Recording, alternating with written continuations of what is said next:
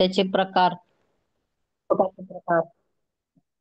चुंबक चिकित्सेचे प्रकार का चुंबकाचे प्रकार? चुंबकाचे प्रकार पाहतो दुसरा पण.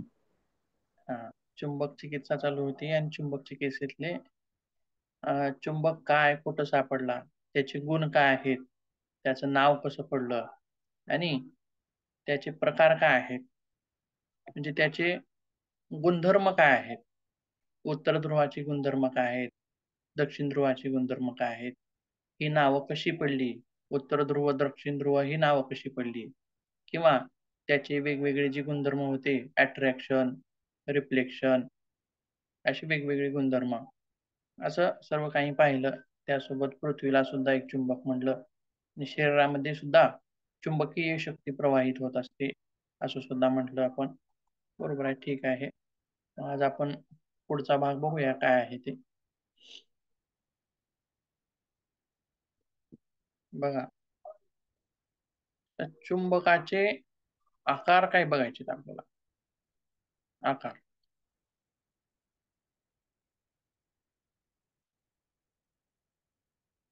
एक मिनिट.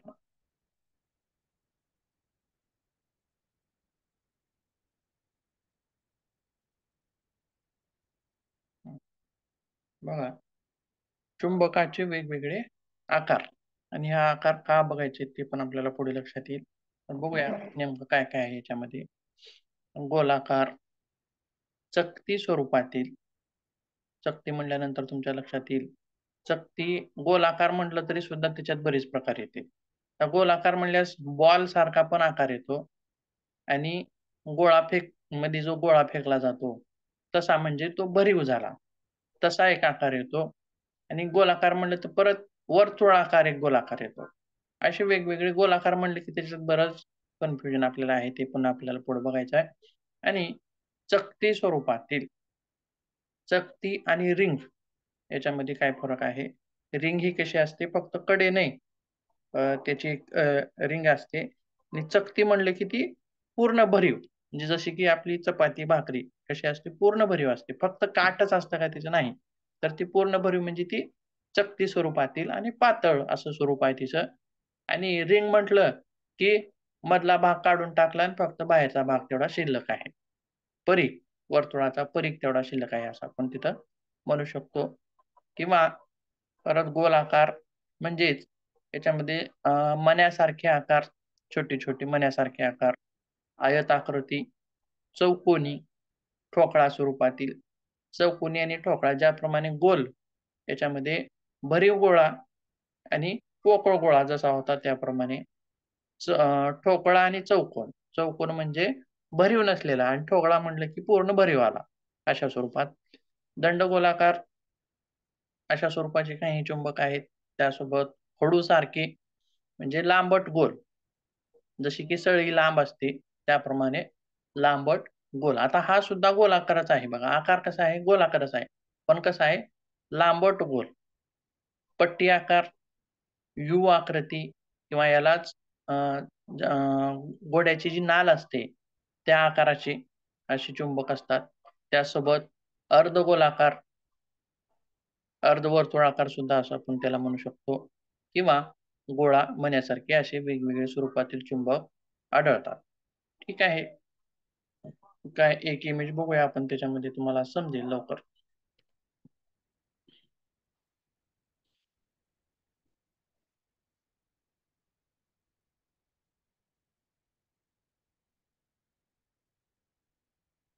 या इमेज मध्ये आपण समजू शकतो बघा. आता पहिला जो आहे प्रकार तो आहे यू, यू शेप. दुसरा सुद्धा यू शेपच आहे, पण त्याची तोंड जी आहे थोडीशी जवळ घेतलेली आहेत अशा स्वरूपाचा आहे.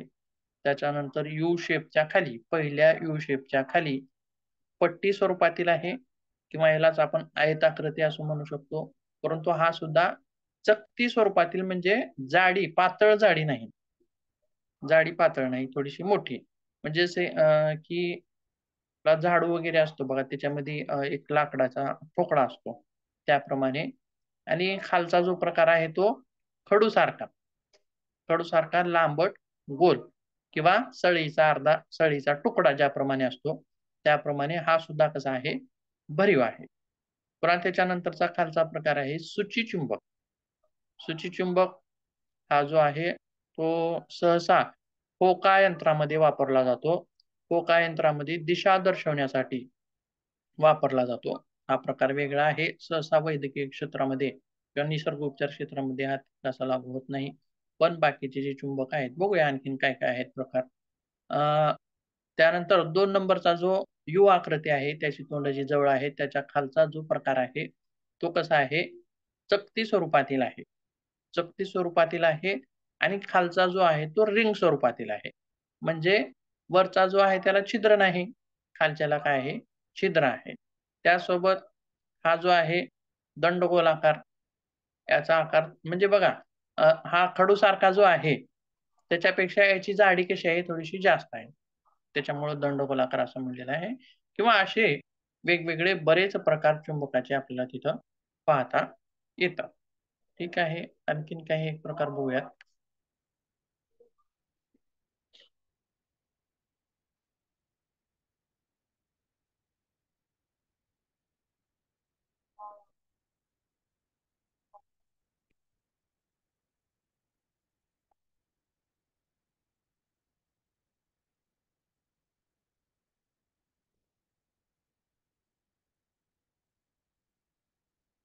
असे बघा, याच्यात सुद्धा दंडगोलाकार जो प्रकार होता त्याच्यामध्ये छिद्र नव्हतं, याच्यामध्ये छिद्र आहे. पुन्हा तो मागचा जो आहे तो ठोकळाकृती आहे, म्हणजे भरीव, पूर्ण बाजूने भरीव, अर्धगोलाकार, अर्धचंद्राकार, अर्धवर्तुळाकार असलेला तो बाजूचा आणि आयताकृती, असे वेगवेगळे प्रकार आहेत. असं सांगण्याचा उद्देश काय आहे, की वेगवेगळे याचे प्रकार आढळून येतात, दिसून येतात. मग आता ते शरीराच्या वेगवेगळ्या अवयवावर कशा प्रकारचे उपयोगी पडतील ते आपल्याला पुढे बघायचं आहे. ठीक आहे. त्याच्यानंतर आणखीन काय माहिती बघायची आहे आपल्याला, बघा पुढे. तर आता हे झाले प्रकार, चुंबकाचे वेगवेगळे प्रकार. त्याच्यानंतर पुढे काय बघायचं आहे? चुंबकीय वस्तू. चुंबकीय वस्तू म्हणजे कशा? रोजच्या व्यवहारातील वापराच्या. आता चुंबकीय वस्तू म्हणजे इंजिनिअरिंग फील्ड मधल्या चुंबकीय तर वस्तू. हे आता आपण ज्या चुंबकाचे पाहिल्या, आकार झाले. आता तुम्ही सांगितलं हा ते सगळे चुंबकाचे आकार झाले. हा आणि प्रकारमध्ये हो, दोनच आकार प्रकार सांगितले होते ते. कोणकोणते? ते विद्युत कृत्रिम कृत्रिम चुंबक आणि पहिलं होतं नैसर्गिक चुंबक. 3 प्रकार सांगितले होते. 3 प्रकार. आणि पहिले 2 प्रकार हा, कोणकोणते? एक नैसर्गिक चुंबक नैसर्गिक आणि आणि कृत्रिम. दुसरा कृत्रिम चुंबक. हा. नैसर्गिक चुंबक हा पृथ्वीवरती सापडतो किंवा खाणीमध्ये सापडतो किंवा लोखंडाच्या खाणीमध्ये सापडतो. हा नैसर्गिक हम्म. झाला. आणि दुसरा हो. प्रकार जो कृत्रिम चुंबक होता, त्याचे 2 प्रकार सांगितले परत. कृत्रिम विद्युत. चुंबक म्हणजे मानवाने निर्माण केलेला. आणि हे हम्म. जे प्रकार आता वेगवेगळे जे आकार बघितले, हे मानवाने निर्माण केलेले आकार आहेत वेगवेगळे. आकार. हा. आणि नैसर्गिक प्रकार जो असतो त्याच्यामध्ये हे आकार असे आढळत नाहीत, खड्यासारखे असतात ते. त्याच्यानंतर सुद्धा त्याला आपण वेगवेगळे आकार देऊ शकतो नैसर्गिक चुंबकाला. पण कृत्रिम चुंबकामध्ये 2 प्रकार, एक अ, वीज विद्युत वापरून चुंबक. निर्माण हा. विद्युत चुंबक आणि दुसरे बिना वीज स्थायी. वापरले जाणार. आलं लक्षात? आणि हम्म. ज्यामध्ये वीज वापरायची तेव्हाच त्याच्यामध्ये चुंबकत्व यायचं आणि दुसऱ्या प्रकारामध्ये वीज वापरली काय, नाही वापरली काय, त्याचा काही संबंध नाही. त्याच्यामध्ये स्थायी चुंबकत्व असायचं. असे मुख्य 2 प्रकार आणि अवपतीन या 2 ह्याचे 2 प्रकार असं, परंतु मुख्य 2 प्रकार असे समजायचे. प्रकार हम्म. 2 नैसर्गिक आणि कृत्रिम. आकार हम्म. वेगवेगळे, अनेक. बरेच आकार. आता पाहिलेले अनेक आकार जसे आता पाहिलेले आहेत. आलं लक्षात? त्यासोबत आता हे जे आकार आहेत, हे आकार आपल्याला आता वैद्यकीय क्षेत्रात म्हणजे निसर्ग उपचार क्षेत्रामध्ये पण उपयोगी पडणार आहेत. आणि हे विशेष करून इलेक्ट्रॉनिक फील्डमध्ये सुद्धा विशेष उपयोगी आहेत. जसं की साउंड आहे. बघा, साउंडच्या भोवती जो मागे असणारा चुंबक असेल किंवा पाण्याची मोटर आहे त्याच्यामध्ये असणारा किंवा बरेच ठिकाणी अशी चुंबक असतात. ठीक आहे. तो विषय वेगळा झाला. आता त्याच्यानंतर आणखीन एक निसर्गोपचारामध्ये आपल्याला पाहायची महत्त्वाची गोष्ट म्हणजे काय? चुंबकीय वस्तू. आता या चुंबकीय वस्तू तुम्ही पाहिल्यात का कधी? एखादी पाहिली आहे का काही? कोणती सांगता येईल?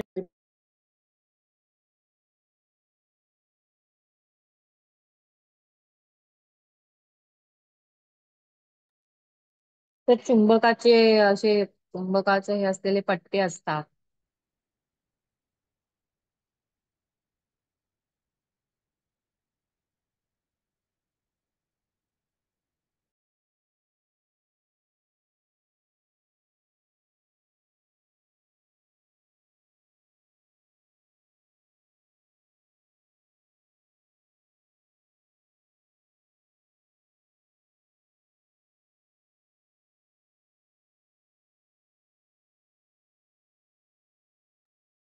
कमरेचा पट्टा असतो.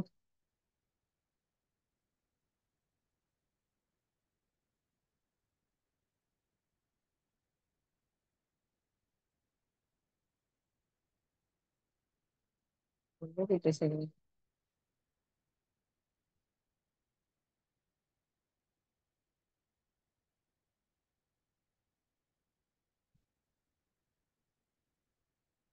सर आवाज येत नाहीये. हा, आता बंद झाला होता का वेळ झाला? मगाशीच बंद झालेला. ठीक आहे ठीक आहे ठीक आहे ठीक आहे. बघा, चुंबकीय वस्तू मध्ये चुंबकीय बेल्ट त्याच्यामध्ये काय काय आहेत? मानेसाठी, पाठीसाठी, कमरेसाठी वापरला जाणारा बेल्ट, डोक्यासाठी सुद्धा वापरला जातो याच्यामध्ये, आणि मनगटामध्ये घातला जाणारा, ज्याप्रमाणे आपण घड्याळ घालतो आपल्या हातामध्ये त्याप्रमाणे सुद्धा मनगटामध्ये वापरला जाणारा बेल्ट असतो, किंवा ब्रेसलेट ज्याप्रमाणे घालतो आपण तशा स्वरूपात, बेल्ट स्वरूपात किंवा ब्रेसलेट स्वरूपात, अशा स्वरूपामध्ये सुद्धा, म्हणजे तो एक प्रकारचा काय झाला, बेल्टच झाला. लक्षात, ही बेल्टची वेगवेगळे स्वरूप. आता मानेसाठी वापरला जाणारा जो बेल्ट आहे त्याचा काय उद्देश असेल मग? तर मानेमध्ये जे असणारं दुखणं असेल, मानेमध्ये असणारं दुखणं असेल, किंवा मानेमधली एखादी मणक्याची गादी सरकलेली असेल, तिथली एखादी नर्व पिंच झालेली असेल, दबलेली असेल, दुखणं असेल, अशा विविध कारणासाठी मानेचा जसा आपला रेग्युलरचा बेल्ट असतो, रेग्युलर जे हाडाचे डॉक्टर बेल्ट वापरा म्हणून देतात बघा, फक्त त्यामध्ये काय चुंबक टाकलेले असतात. कारण तो चुंबकीय क्षेत्र, चुंबकीय प्रभाव त्या ठिकाणी ते निर्माण करतात. आणि चुंबकाचा आणखीन एक गुणधर्म आहे, जो आता बघा सायंटिफिकली नाही तर निसर्गोपचारामध्ये सांगितलेले गुणधर्म वेगवेगळे आहेत, ते आपल्याला पुढे बघायचे आहेत. आणि निसर्गोपचारामध्ये सांगितलेल्या एका गुणधर्मापैकी अ, चुंबकामध्ये, चुंबकीय लहरीमध्ये वेदना कमी करण्याचा हा सुद्धा एक गुण त्याच्यामध्ये आहे. आणि जसे आपण मानेत, कमरेत वगैरे वेगवेगळे बेल्ट वापरतो, त्या ठिकाणी तिथल्या वेदना कमी करण्यासाठी ते बेल्ट वापरले जातात. किंवा मानेच्या बेल्टमध्ये आणखीन एक तिथं प्रकार आपल्याला दिसून येतो, की थायरॉइडच्या ठिकाणी सुद्धा चुंबक येईल अशा प्रकारचा पण बेल्ट असतो, किंवा टॉन्सिल्सला लागून येईल, चुंबक येतील अशा प्रकारचा सुद्धा बेल्ट असतो.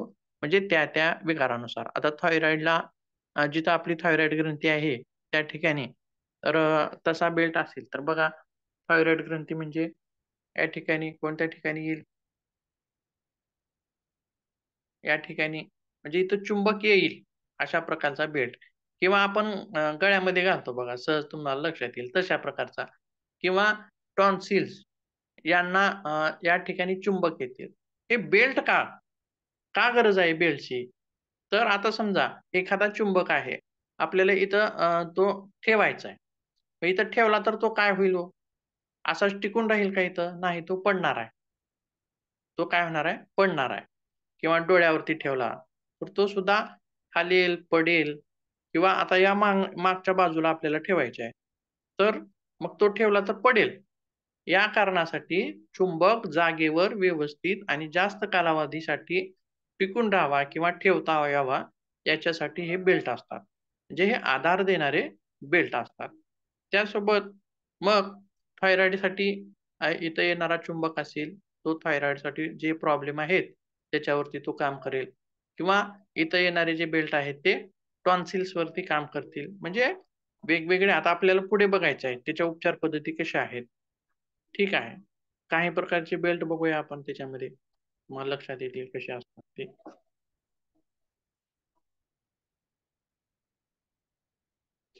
आता इथं वेगवेगळे बेल्ट आहेत बघा, दिसत आहे तुम्हाला. आता हा घड्याळासारखा एक बेल्ट आहे बघा, तो कुठं वापरता येईल आपल्याला? मनगटावर वापरता येईल, किंवा इकडं आणखीन एक बरेच टिपके टिपके आहेत बघा त्याच्यावरती, तो गळ्याच्या पुढच्या बाजूला वापरता येईल, किंवा त्याच्या वरचा जो एक बेल्ट आहे तो गुडघ्यावरती बघा, आकार त्याचा मोठा आहे, गोल आकार जो आहे तो त्याचा मोठा आहे आणि माग बेल्ट आहे. म्हणजे अशा स्वरूपाचा आपल्याला ही मोठा चुंबकासारखा आकार असणारा हा गुडघ्यावरती वापरता येईल. त्याच्यानंतर वरचा जो याचा मात्र आकार थोडासा म्हणजे लांबी रुंदी थोडी मोठी आहे, असा जो स्वरूपाचा आहे तो पोटावरती किंवा कमरेवरती मागच्या बाजूने ठेवून पण वापरता येईल, पोटावरती पण वापरता येईल, किंवा पॅनक्रिया आपलं हे जे आहे डायबेटिक पेशंट, अशा लोकांना सुद्धा तो वापरता येईल बघा. डायबेटिक पेशंटना तो कसा वापरायचा आहे तो तिथे दाखवलेला आहे. ज्या ठिकाणी पॅनक्रियाज आहे त्या ठिकाणी तो बेल्ट येईल, अशा स्वरूपामध्ये तो वापरला जातो. आता बघा इथं, बघा कशा स्वरूपामध्ये वापरला आहे. पॅनक्रियाचं ठिकाण कुठं आहे? आपल्या जठराच्या मागच्या बाजूला पण खालील बाजूला, यकृताच्या सुद्धा खालील बाजूला. आणि हा निळा, आता ह्या बेल्टमध्ये निळा जो डॉट आहे त्या ठिकाणी काय आहे? चुंबक आहे. आणि ते चुंबक कुठं आलेलं आहे? आपल्या पॅनक्रियाज वरती आलेलं आहे.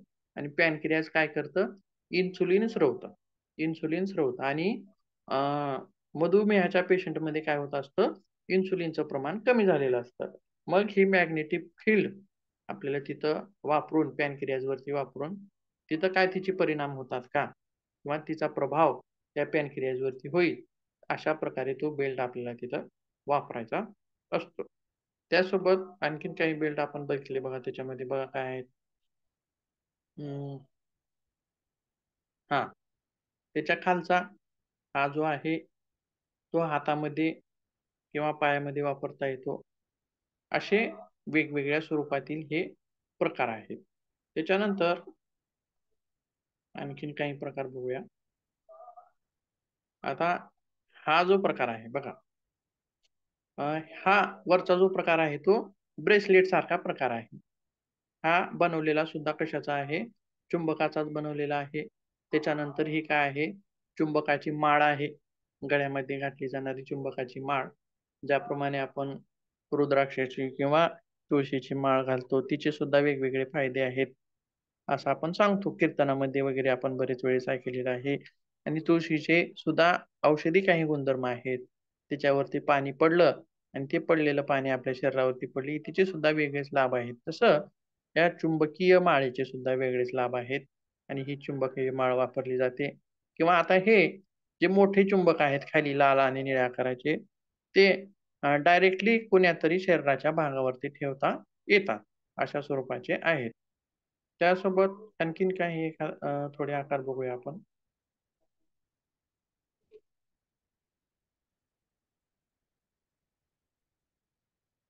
आता हे दोन आकार बघायचे, हे मोठे आहेत, पण आता याचा वापर कुठे होणार आहे किंवा कसा करायचा आहे आपण ते पुढे बघूया. बघा आता काय काय पाहिलं आपण चुंबकाच्या याच्यामध्ये? चुंबकाचे आकार आणि चुंबकाच्या वस्तू. चुंबकाच्या वस्तू, चुंबकीय बेल्ट, वेगवेगळ्या ठिकाणी वापरले जाणारे चुंबकीय बेल्ट, किंवा आता आणखीन काही खाली प्रकार सांगितलेले आहेत. तर त्याच्यामध्ये काय काय सांगितलंय? चुंबकीय चष्मा. चुंबकीय चष्मा, आता चष्मा म्हणलं की लक्षात येतं, चष्मा कुठं लावतो आपण? डोळ्यावर लावतो. आणि म्हणजे त्याच्यामध्ये चुंबकीय चष्मा म्हणजे जसा काचेसारखा असतो तसा नसतो, बेल्ट सारखाच असतो. जसा बेल्ट असतो तसाच असतो. आणि त्याच्यामध्ये चुंबक ठेवलेलं असतं. मग त्या चुंबक बेल्ट मधली दोन्ही चुंबक दोन्ही डोळ्यावरती येईल अशी रचना त्याची असते, परंतु त्याला नाव चुंबकीय चष्मा असं म्हणतात. आणि याचा उपयोग नेत्रविकारांसाठी केला जातो. त्यासोबत माळा, आत्ताच माळ पाहिलेली आहे, रिंग पाहिलेली आहे. आणि ग्लास, काही चुंबकीय ग्लास सुद्धा बनवलेले असतात, जेणेकरून चुंबकीय पाणी निर्माण करता येईल अशा स्वरूपाचे ग्लास सुद्धा असतात. आता हे झाले सर ते आकार. चष्मे असतात ते डोळ्याला लावायचे. हा, ते पूर्णपणे काच नसते, मग ते बंद हे असतात ना, पूर्ण पॅक असतात ना चष्मे. हो, चष्मे म्हणजे एका दिवस रात्र ते वापरायचे नसतात, फक्त काही हो का? कालावधीसाठी एखादा हम्म. 1-10 मिनिट तो चष्मा लावून बसायचा. म्हणजे बेल्ट सारखाच असतो, कापडी असतो तो. हा. म्हणजे आपण डोळे उघडून पाहू शकू अशा स्वरूपाचा तो चष्मा नसतो, कापडी स्वरूपाचा असतो. डोळे बंद ठेवून ते आपल्याला तो वापरायचा असतो आणि ते डोळ्यावरती चुंबक येतात. पण म्हणजे ते कशासाठी कमीत कमी वापरायचे, कुठल्याही विकारांवर डोळ्यांच्या?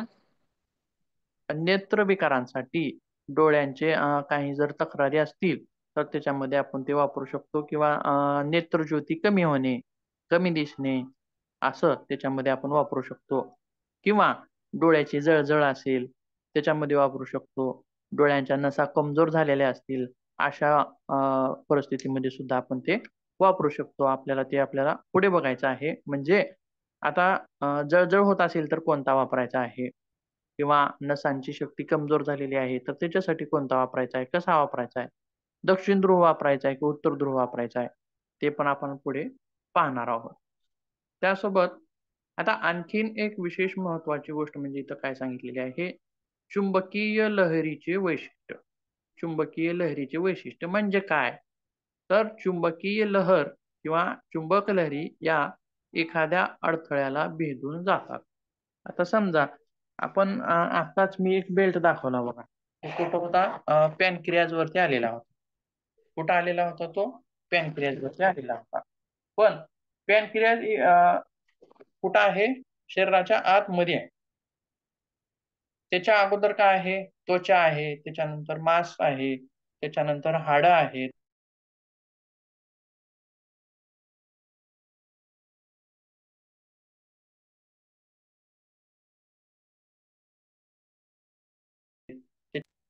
मग आता तुम्ही म्हणसाल, आता हे किंवा किडनी असेल, ही सुद्धा खूप मधल्या बाजूला आहे.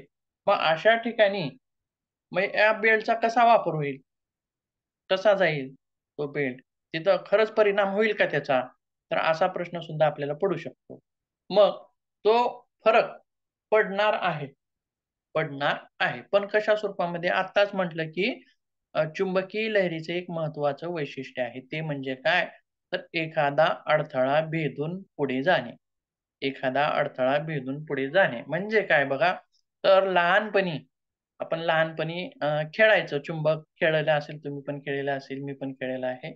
म्हणजे काय करायचं बघा, एखादं पुस्तक असेल किंवा एखादं पान असेल किंवा एखादी लाकडी हे असेल समजा, तर काय करायचं आपण, अ, वर एखादा पैसा ठेवायचा आणि खाली चुंबक धरायचं आणि ते असं गोल फिरवायचं. खालचं चुंबक फिरवलं की वरचा पैसा सुद्धा फिरायचा. बरोबर आहे? असं आपण लहानपणी केलेलं आहे किंवा पाहिलेलं आहे. म्हणजे काय? बघा, आता एखादा प्रकाश आहे. आता लाईटचा उजेड आला याच्यावरती. तर हा प्रकाश त्या हाताला भेदून खाली येतोय का? येतोय का? नाही, येत नाही. फक्त इथपर्यंतच येतोय, खाली भेदून जात नाही. किंवा पाण्याचा थेंब टाकला मी, तर काय होईल? इथपर्यंतच राहील. ह्या हाताला भेदून खाली येईल का? येणार नाही. पण चुंबकीय शक्ती कशी आहे? एखादा अडथळा मध्ये आला, चुंबकीय लहरी कशा आहेत? एखादा अडथळा मध्ये जरी आला, तरी त्या भेदून खाली येतात. आलं लक्षात? म्हणजे आपण तो बेल्ट जरी इथं पॅनक्रियाजमध्ये आहे, तरी बाहेर जरी लावला, तरी त्याच्या चुंबकीय लहरी त्याच्यापर्यंत पोहोचतात. पण तशा शक्तीचा, आता चुंबकाच्या शक्ती सुद्धा वेगवेगळ्या आहेत. काही सौम्य शक्तीच्या आहेत, काही मध्यम शक्तीच्या आहेत, काही उच्च हाय पॉवरचे चुंबक सुद्धा आहेत. मग ही जी चुंबकीय शक्ती खूप खोलवर जायची असेल, तर त्या ठिकाणी अशा ठिकाणी मात्र जास्त चुंबकीय शक्तीचे चुंबक आपल्याला तिथं वापरावे लागतात. आता डोळ्या आहे, तर डोळ्याच्या ठिकाणी मात्र सौम्य चुंबकीय शक्तीचे चुंबक तिथं वापरावे लागतात. म्हणजे डोळा कसा आहे आपला? नाजूक आहे. नाजूक अवयवासाठी कमी शक्तीचे, असं वेगवेगळं वर्णन आपल्याला ते सुद्धा पुढे पाहायचं आहे. म्हणजेच हे चुंबकीय शक्तीचं लहरींचं एक वैशिष्ट्य आहे. आता समजा आपण डोक्यावरती एखादा चुंबक ठेवला. मग मग त्याच्या लहरी मेंदूपर्यंत जातील का? म्हणजे केस आहे, त्वचा आहे, त्याच्यानंतर कवटी आहे, त्याच्यानंतर मग मध्ये मेंदू आहे. मग त्या लहरी मध्येपर्यंत जातील का? सांगा बरं. नाही सर. जातील. चुंबकीय शक्ती ज्या आहेत किंवा चुंबकीय लहरीचंच ते वैशिष्ट्य आहे. आलं का लक्षात? किंवा एखादं लाकूड जरी असलं, मी आता तेच उदाहरण तेच सांगतोय. परंतु तशा शक्तीचे ते चुंबक असले पाहिजे. आलं लक्षात? ठीक आहे. पुढे बघूया. आणखीन.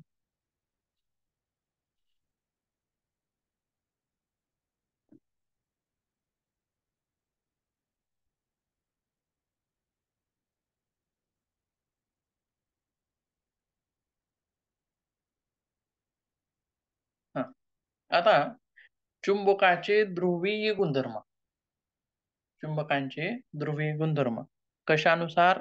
निसर्गोपचार पद्धतीनुसार किंवा निसर्गोपचाराच्या तत्वज्ञानानुसार किंवा त्याच्या अगोदर जे गुणधर्म बघितले आपण ते वैज्ञानिक गुणधर्म होते, ते वेगळे गुणधर्म झाले. आता हे गुणधर्म बघूया काय म्हणतंय. 2 ध्रुव पाहिलेले आहेत आपण याच्यापूर्वी, दक्षिण ध्रुव आणि उत्तर ध्रुव. मग दक्षिण ध्रुवाचे काय गुणधर्म आहेत? ज्याप्रमाणे माती चिकित्सेमध्ये किंवा मड थेरपीमध्ये आपण मातीचे वेगवेगळे गुण सांगितले.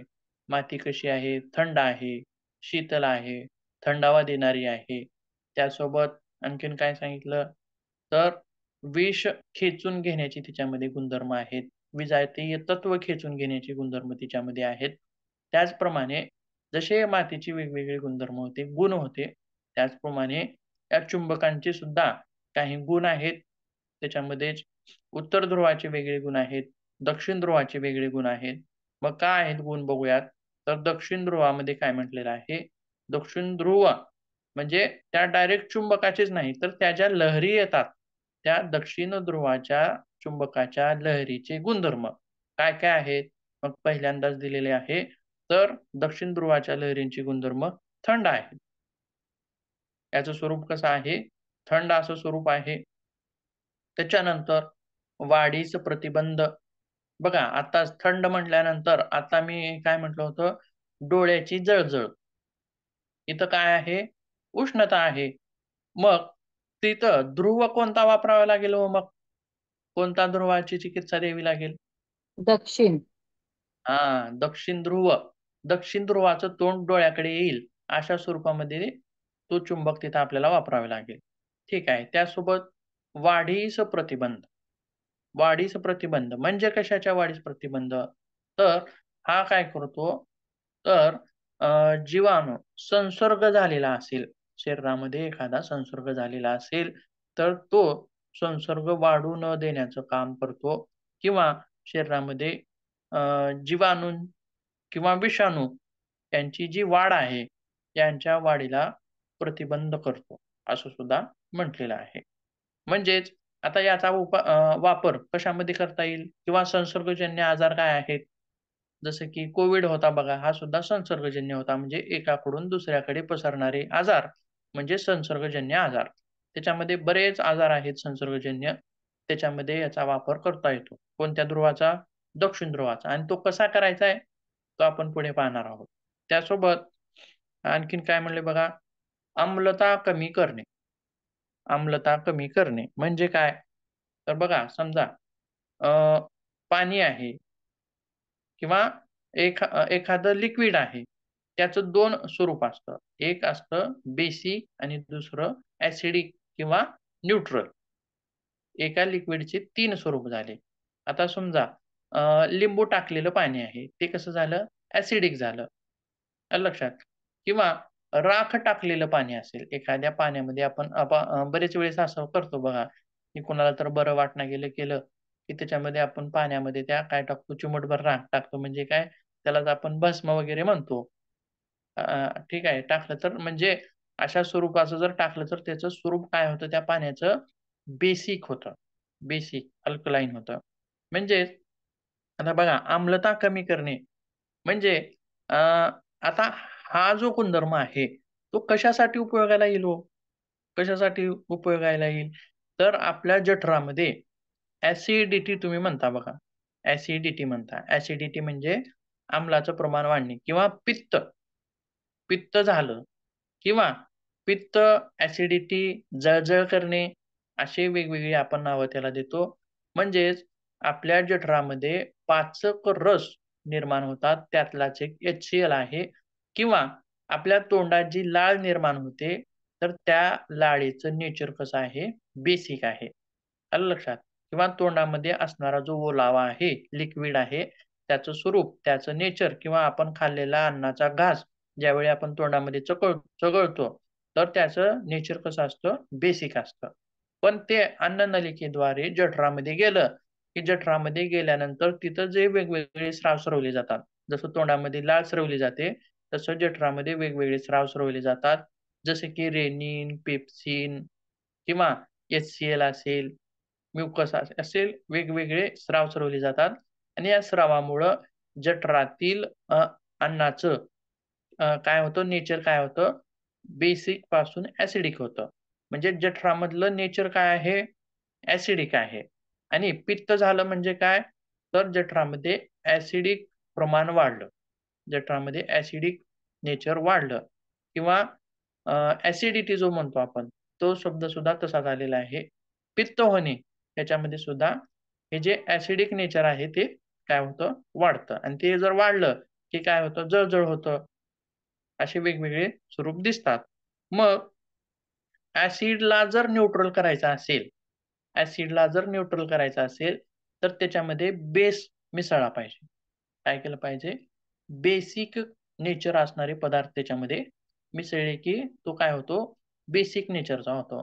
म्हणजे ऍसिड जर वाढलेला असेल, तर आपण हे आम्लता कमी करणारं पाणी आपण पिऊ शकतो तिथं किंवा दक्षिण ध्रुवानं प्रभावित केलेलं पाणी आपण पिऊ शकतो. म्हणजेच त्या पाण्याची काय झालेली आहे? त्या पाण्याचा पीएच लेव्हल काय झालेला आहे? अम्लीय झालेला आहे. आम्लता म्हणजे क्षारीय झालेला आहे. तर हे क्षारीय झालेलं जर पाणी आपण पिलं, तर आपल्या जठरातलं ऍसिडिक नेचर कमी होतं, पित्ताचा त्रास कमी होतो किंवा थंड आहे गुणधर्म म्हणून जळजळ होणं सुद्धा कमी होतं, असं तिथं आपल्याला सांगायचं आहे. त्यासोबत एखादी क्रिया थांबवणे, एखादी क्रिया थांबवणे किंवा आक्रसवणे. थांबवणे म्हणजे एखादी क्रिया थांबवणे म्हणजे काय? काय सांगता येईल याच्यामध्ये? तर सडण्याची क्रिया. सडण्याची क्रिया थांबवण्याची ताकद सुद्धा या दक्षिण ध्रुवामध्ये आहे असं म्हटलेलं आहे. याचा वापर कुठं करता येईल व सडण्याची क्रिया कुठं करता येईल किंवा आक्रसवण्याची क्रिया कुठं करता येईल? त्यासोबत आणखीन एक आहे गुणधर्म त्याच्यामध्ये सूज उतरवण्याचा सुद्धा गुणधर्म आहे दक्षिण ध्रुवामध्ये. त्याच्यासोबत वाढ थांबवणे. वाढ थांबवणे म्हणजे काय? त्याच्यामध्ये परत दिलंय बघा. कंसामध्ये काय दिलंय? दूध, फळे, भाज्या. म्हणजे आज केलेली भाजी ही उद्या सकाळपर्यंत काय होते? खराब होते. म्हणजे त्याच्यामध्ये सूक्ष्मजीवांची वाढ झाली आणि तीच भाजी किंवा आज घेतलेलं दूध उद्या रात्रीपर्यंत काय होतं? नासून जातं, खराब होतं. म्हणजे त्याच्यामध्ये सूक्ष्मजीवांची वाढ झाली. आलं लक्षात? आणि तेच दूध किंवा भाज्या किंवा फळे आपण जर फ्रिजमध्ये ठेवलं, तर काय होतं? तर त्याच्यामध्ये काय आहे? थंडावा आहे. फ्रिजमध्ये काय आहे? अ, तापमान कसं आहे? कमी आहे. आणि कमी तापमान असलेल्या ठिकाणी सूक्ष्म जंतूंची वाढ होत नाही. म्हणून फ्रिजमध्ये ठेवलेल्या पदार्थ खराब होत नाहीत, विटत नाहीत. त्याच्यामध्ये सूक्ष्मजीवांची वाढ होत नाही. पण आणखीन याच्यामध्ये जो दक्षिण ध्रुवामध्ये गुणधर्म आहे, तो काय आहे? वाढ थांबवतो. कशाची? सूक्ष्मजीवांची वाढ तो काय करतो? थांबवतो. म्हणून याचा उपयोग कुठं होईल? बघा उपयोग काय-काय सांगितलेत बघा आता पुढे. उष्णता, जळजळ वाढली असता, आता तो आम्लीय गुणधर्मामुळं ती जळजळ कमी होणं किंवा थंडावा. एक मिनिट हां. आम्लीय गुणधर्मामुळं क्षारीय गुणधर्मामुळं काय होतं? नेचर ॲसिडिटी कमी होते आणि थंडाव्यामुळं उष्णता कमी होते, जळजळ कमी होते आणि संक्रमण हे सुद्धा कमी होतं. पित्ताचं प्रमाण कमी होतं. त्वचा रोग जर असतील तर त्वचा रोगाचं एक महत्वाचं कारण म्हणजे पित्त वाढणे. पित्त वाढणे. आता चेहऱ्यावरती मुरूम, पोड, पुटकळ्या आपण गेल्या वेळेस पण मी याचं उदाहरण दिलेलं आहे. ते तारुण्यावस्थेमध्येच येतात. का येतात? तर पित्त प्रधान प्रकृती असते तरुण लोकांची, तरुण मुलांची म्हणून ते येतात. किंवा पोड येणं, पुटुकळ्या येणं किंवा त्वचा लाल होणं, खाजणं, भगभग करणं, आग होणं हे सगळं म्हणजे त्वचाच्या विकारावरती सुद्धा दक्षिण ध्रुव दक्षिण ध्रुवाचा वापर करावा किंवा त्याच्यामध्ये उपयोग करावा असं सुद्धा म्हटलेलं आहे. त्यासोबत आता तर पुढचे जे हां, दात दात बोला. वगैरे दुखत असतील तरी पण उपयोग होतोय काय याचा हो, हो, हो. हो, वापरता येतं. दक्षिण तसं पण ध्रुवाचा? हो, हो. आता बघा आपल्याला वाटतं आपण किंवा आपण डॉक्टरकडे जातो. किंवा पाठीत दुखत असेल तर जातो, हातात दुखत असेल तर जातो, डोक्यात दुखत असेल तर जातो, पायात दुखत असेल तर जातो. पण शरीरामध्ये दुखणं कोणतंही असू द्या, कुठेही असू द्या, गोळी त्याच्यावर एकच असते. आणि ती गोळी खाल्ली, की तुमच्या पायामध्ये दुखू द्या, हातामध्ये दुखू द्या, दातात दुखू द्या, डोक्यात दुखू द्या, कुठेही दुखू द्या. ती काय करते? गोळी कमी करते. म्हणजे आपल्याला काय वाटतं, कमरेत दुखत असेल, की गोळी वेगळी असेल किंवा हातात दुखत असेल, तर गोळी वेगळी असेल. पायात दुखत असेल, तर गोळी वेगळी असेल. तसं नसतं. मग त्याचप्रमाणे दुखणं कमी करण्याचे गुण आहेत. म्हणजे तो पदार्थ गुडघ्यावर ठेवा, दातावर ठेवा, डोक्यावर ठेवा, हातावर ठेवा, मनगटावर ठेवा किंवा ज्या भागात दुखत आहे, त्या भागावर ठेवा. म्हणजे त्या भागातील दुखणं कमी होईल. आलं लक्षात? मग ते दाताचं दुखणं असेल किंवा आणखीन डोक्याचं असेल किंवा पायाचं असेल किंवा हाताचं असेल. ठीक आहे. तसंच पुढे बघूया कुठपर्यंत आलोय आपण. जखमा, घाव. जखमा आणि घाव. म्हणजे बघा आता एखादी क्रिया थांबवणे किंवा वाढ थांबवण्यामध्ये काय सांगितलं आपण? सडण्याची प्रक्रिया थांबवणे. जखम जर एखादी झालेली असेल, तर ती चिघळते बघा बरेच वेळेस. तर त्या ठिकाणी अशा दक्षिण ध्रुवाचं आपण पाणी वापरून ती जखम धुवू शकतो किंवा दक्षिण ध्रुवाचा वापर आपण तिथं करू शकतो. का? तर ती जखम पिकू नये, तिच्यामध्ये सूक्ष्मजंतूंची वाढ होऊ नये किंवा त्याच्यामध्ये सडण्याची क्रिया होऊ नये त्या जखमेमध्ये. अशा प्रकारचे जे गुणधर्म असणारे उपयोग आपण जखम किंवा घाव भरून येण्यासाठी तिथं वापर करू शकतो. त्यासोबत दुखणं कमी करण्याचा जो गुणधर्म आहे, तो सांधेदुखी म्हणा किंवा आता सांगितल्याप्रमाणे जिथं दुखत असेल तिथं आपण त्याचा वापर करू शकतो. त्यासोबत आणखीन एक निसर्गोपचारामध्ये या ध्रुवाचा गुणधर्म सांगितलेला आहे. तो आहे गाठ विरघळवणे. शरीरावरती जर गाठ उठलेली असेल, तर ती विरघळवण्यासाठी सुद्धा दक्षिण ध्रुवाचा वापर करतात किंवा कॅन्सरच्या जरी गाठी असल्या, परंतु फर्स्ट स्टेजमध्ये कॅन्सर झालाय हे जर लक्षात आलेलं असेल, तर त्याच्यावरती इतर उपचारासोबत हा उपचार सुद्धा आपण देऊन त्या गाठी विरघळण्याचा प्रयत्न तिथं करू शकतो. आता बघा, ह्या ज्या चिकित्सा आहेत, ह्या सुद्धा कशा आहेत? वैकल्पिक चिकित्सा आहेत. जसे की माती चिकित्सा असेल किंवा आता पाहिली जाणारी मॅग्नेटिक चिकित्सा असेल. वैकल्पिक चिकित्सा म्हणजे इतर थेरपी सोबत दिली जाणारी चिकित्सा किंवा औषध विरहित दिली जाणारी चिकित्सा. ठीक आहे. त्यासोबत आणखीन काही गुण त्याचे सांगितलेले आहेत. दक्षिण ध्रुवाचे गुण शांत आहेत असं सुद्धा म्हटलेलं आहे. म्हणजे मानसिक विकार, ताणतणाव, भावनिक अतिरेक याच्यावरती सुद्धा दक्षिण ध्रुवाचा वापर करता येतो. तसेच नेत्रविकार, नेत्रविकार. आता नेत्रविकार का आले हो इथं?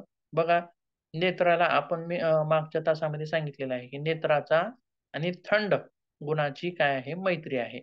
त्याला तो आवडतो. उष्ण गुण तो नेत्रांना आवडत नाही किंवा प्रखर प्रकाश याच्यानं सुद्धा नेत्रांचं काय होतं? नुकसान होतं. पण त्याच्यावरती आपण मड पॅक ठेवला होता बघा. माती चिकित्सेमध्ये काय?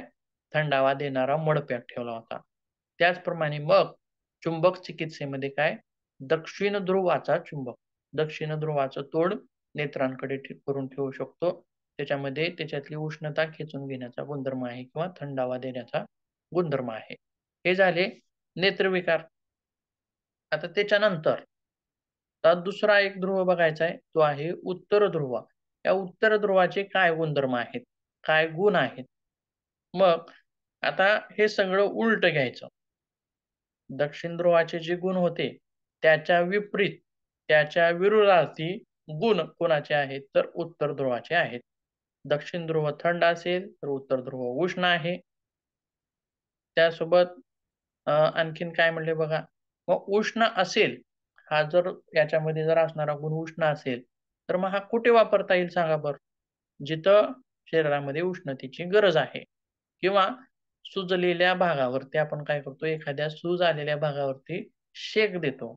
गरम कपड्याने किंवा वाळूने किंवा पाणी घातलेल्या एखाद्या गरम बॅग असते बघा, त्या बॅगने काय करतो, सुजलेल्या भागावरती किंवा दुखणाऱ्या भागावरती शेक देतो.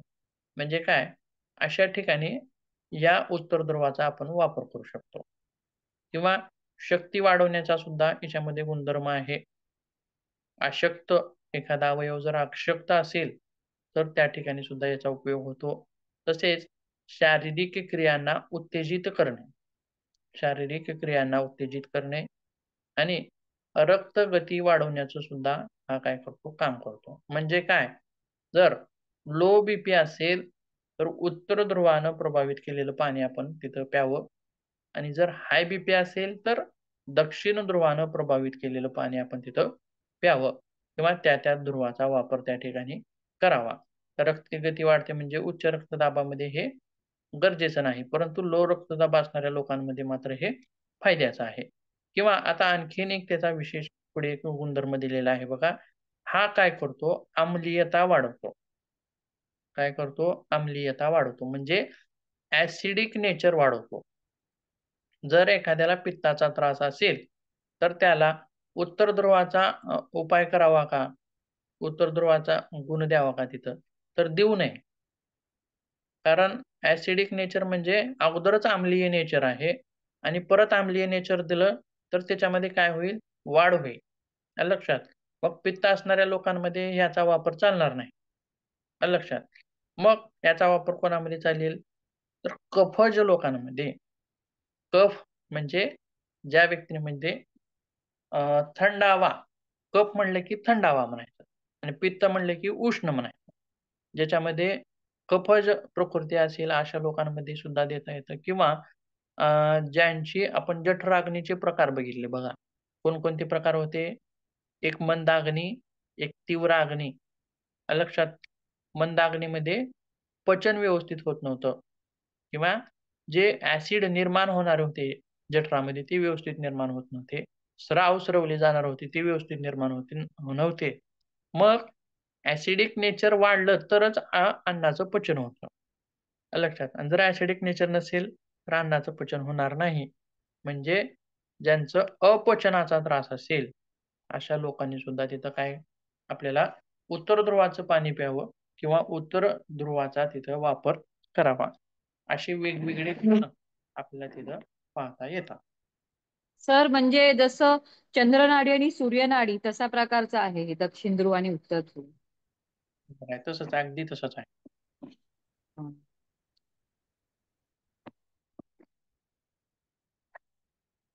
ठीक आहे. त्याच्यानंतर बघूया पुढे आणखीन.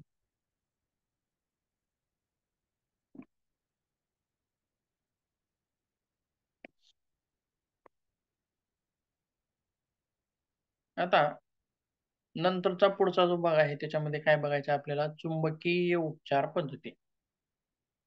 आता या चुंबकीय उपचार पद्धतीमध्ये 3 प्रकार सांगितलेले आहेत मुख्यत्वे करून किंवा मुख्यत्वे 2 प्रकार सुद्धा सांगितले तरी चालतात. पण चुंबकीय जल हा प्रकार सुद्धा आपल्याला त्याच्यामध्ये घ्यावा लागेल. आणि कोणकोणते प्रकार आहेत? एक आहे सर्वदेहिक प्रकार, दुसरा आहे स्थानिक प्रकार आणि तिसरा आहे चुंबकीय जल प्रकार. चुंबकीय जल प्रकार. आता आता पहिला जो प्रकार आहे हा कोणता आहे? सर्वदेहिक प्रकार. म्हणजे बघा, जर एखादा विकार पूर्ण शरीरभर व्याप्त असेल, तर त्याला म्हणायचं किंवा त्याच्यावर केला जाणारा उपचार कसा असेल मग? सर्वदेहिक असेल. त्याच्या 2 शब्दातच आहे बघा त्याच्या. सर्वदेहिक. सर्व पूर्ण शरीरावर केला जाणारा उपचार. मग आता समजा असं एखादं उदाहरण काय देता येईल तिथं आपल्याला, तर उच्च रक्तदाब आहे. उच्च रक्तदाब म्हणजे आता हा का झाला, पूर्ण शरीरभर व्याप्त आहे. म्हणजे रक्ताची वाहण्याची गती कशी आहे, तीव्र आहे. मग डोका असेल, नाक असेल, गळा असेल, हात असेल, पाय असेल, बोटं असतील, सर्व शरीरामध्ये त्याची गती मग फास्टच असते. आलं लक्षात? म्हणजे सर्वत्र व्याप्त आहे. शरीरामध्ये उच्च रक्तदाब कसा आहे, सर्वत्र व्याप्त आहे. आता डोकेदुखी. डोकेदुखी म्हणलं की कसं झालं, विशिष्ट भागाला, शरीराचा फक्त एक विशिष्ट भागाला. मग त्याच्यावर उपचार करताना सर्वदेहिक उपचार करता येईल का? तर नाही. सर्वदेहिक करता येणार नाही. मग सर्वदेहिक उपचाराची गरज पण त्याच्यावरती नाही. आलं लक्षात? तर मग बघा त्याच्यामध्ये काय नियम आहेत. तर हे सर्वदेहिक उपचार करताना शरीराच्या ज्या भागामध्ये विकार आहे किंवा रोग आहे, त्या भागावरती उपचार न करता, जसं की आपण डोळ्याच्या विकारावरती डोळ्यावर चुंबक ठेवला होता असं म्हणलं. परंतु सर्वदेहिक उपचार करताना हे जे चुंबक आहेत, तर ज्या ठिकाणी प्रभावित क्षेत्र आहे, त्या ठिकाणी न ठेवता तळहात किंवा तळपाय या ठिकाणी ठेवले जातात. कुठे ठेवले जातात?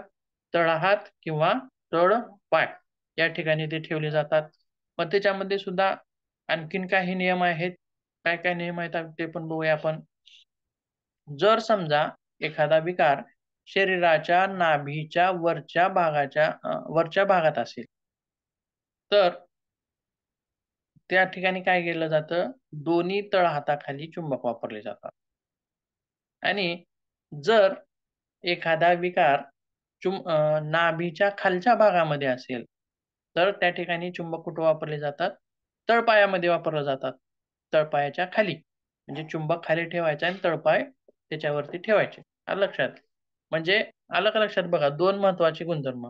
किंवा आधी सुरुवातीला सार्वत्रिक चिकित्सेमध्ये उपायामध्ये काय म्हणलं आपण, याच्यामध्ये चुंबक कुठं ठेवले जातात? एकतर तळहाताखाली किंवा तळपायाखाली.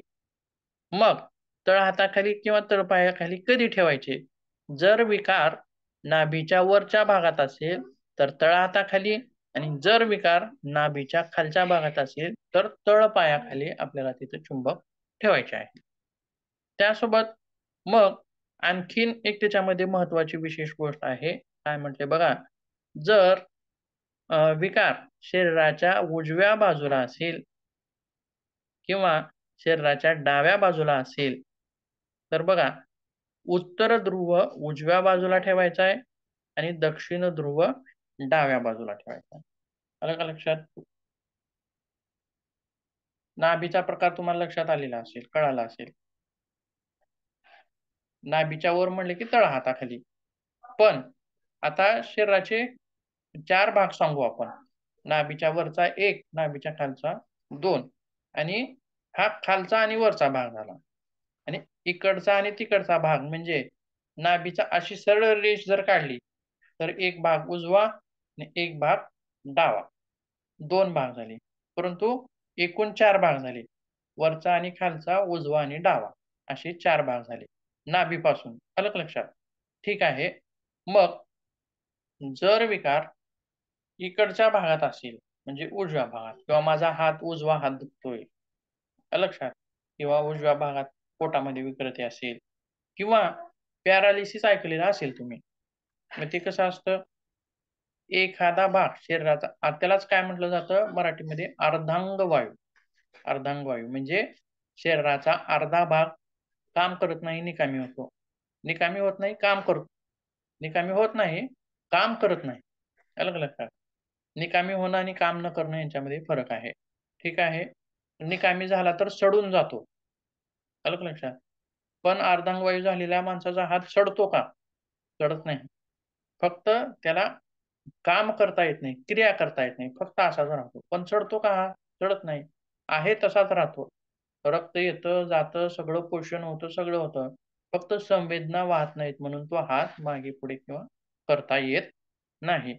मग जर अर्धांगवायू किंवा कोणत्या भागात अर्धांगवायू झालेला आहे, त्याच्यानुसार पण आपल्याला तिथं तो भाग ठेवता येईल.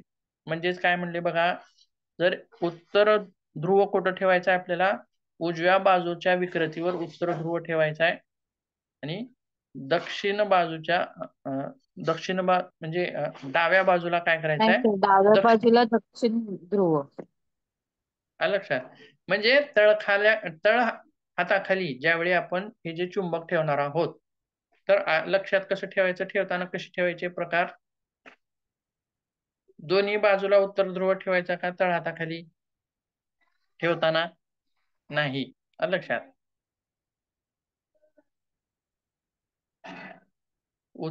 उजव्या हाताखाली उत्तर ध्रुवाचा ठेवायचा आणि डाव्या हाताखाली दक्षिण ध्रुवाचा ठेवायचा. आलं लक्षात? ठीक आहे. त्याच्यानंतर आणखीन पुढे काही बघायचं आपल्याला. आता आणखीन शरीराचे दोन भाग सांगता येतील. आणखीन दोन भाग सांगता येतील. कोणकोणते आहेत मग ते? एक भाग मागचा आणि एक भाग पुढचा. एक भाग पुढचा म्हणजे चेहरा असणारा, पोट असणारा, छाती असणारा. एक भाग मागचा म्हणजे पाठ असणारा. आलं लक्षात? तर मागच्या बाजूस उत्तर ध्रुव आणि पुढच्या बाजूस दक्षिण ध्रुव. आलं लक्षात? म्हणजे तिथं उपचार करताना असं तिथं सार्वत्रिक उपचार करताना असं तिथं आपल्याला लक्षात ठेवायचं आहे. आणि चुंबक थेरपीच्या दरम्यान शरीराचा पुढचा जो भाग आहे तो पश्चिमेकडे असावा. सर, बोला. मागच्या बाजूस कोणता ध्रुव ठेवायचा म्हणलात तुम्ही आणि पुढच्या बाजूस? मागच्या बाजूस उत्तर ध्रुव आणि पुढच्या बाजूस दक्षिण ध्रुव.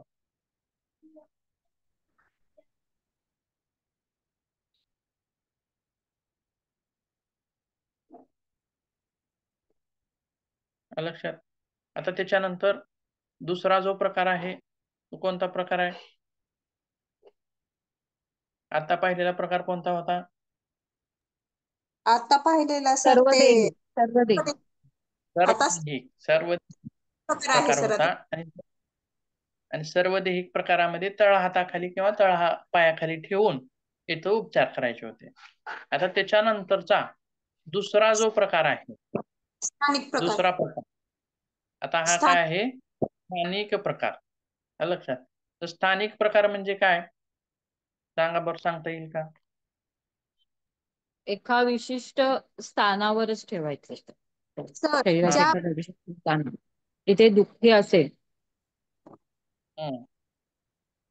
सर, ज्या भागावर विकार आहे त्याच भागावर म्हणजे स्थानिक ठिकाणीच ठेवायचं चुंबक. राईट. समजा डोळ्याचे विकार असतील तर डोळ्यावरती, गुडघा दुखत असेल तर गुडघ्यावरती, कंबर दुखत असेल तर कमरेवरती. असं म्हणजे ज्या ठिकाणी जे क्षेत्र प्रभावित आहे, ज्या भागामध्ये शरीराच्या ज्या भागामध्ये विकृती निर्माण झालेल्या आहेत, जो भाग शरीराचा रोगग्रस्त झालेला आहे, अशा ठिकाणी हे चुंबक ठेवले जातात. त्या स्वरूपात आता जर समजा याच्यामध्ये एक चुंबक किंवा दोन चुंबक किंवा तीन चुंबकांचा आपण वापर करू शकतो. एकापेक्षा जास्त चुंबकांचा आपण वापर करू शकतो. म्हणजे कसं, जर समजा गुडघ्यावर दुखणं असेल तर गुडघ्यावर पण चुंबक ठेवता येतो. कमरेवर दुखणं असेल तर कमरेवर पण ठेवता येतो आणि मानेवर दुखणं असेल तर मानेवर पण ठेवता येतो. म्हणजे किती झाले? संख्या किती झाली? वाढली. लक्षात?